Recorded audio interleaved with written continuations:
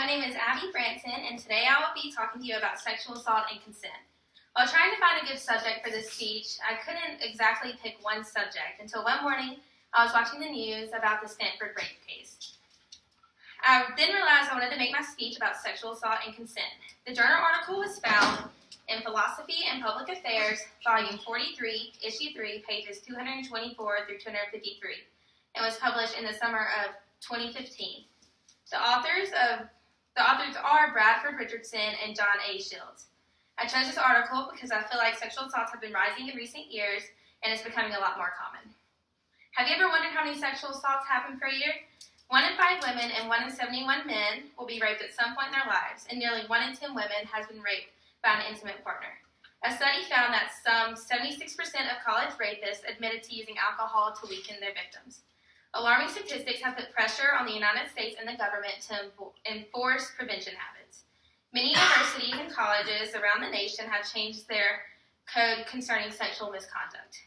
For example, Harvard University's new code states that willingness and permission must be communicated clearly and unambiguously. But what exactly is unambiguous consent? Obviously, the participators cannot be under the influence of drugs, alcohol, or peer pressure. However, the author of this article discusses whether morally valid consent requires communication. Many things in our lives are influenced by consent. Things like letting people on our property, letting people borrow our possessions, and even letting people give us medical treatment require consent. So when should we have to communicate consent to okay actions that would otherwise be morally impermissible? The author argues that private intention is not enough to classify as morally valid consent. Some people believe that morally valid consent is merely just forgoing the other's complaint.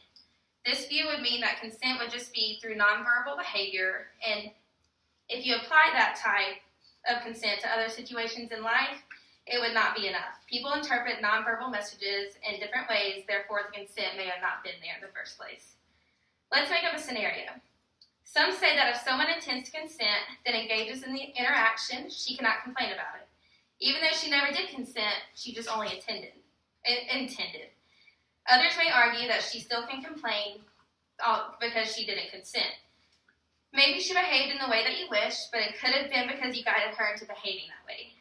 She could complain about the interaction and say that it was not consensual because she did not communicate her consent.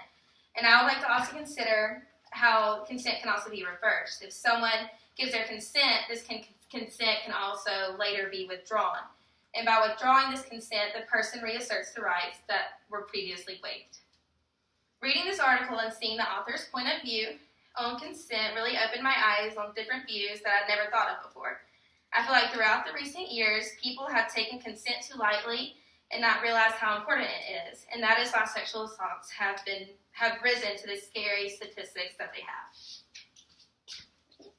Yay. Thanks.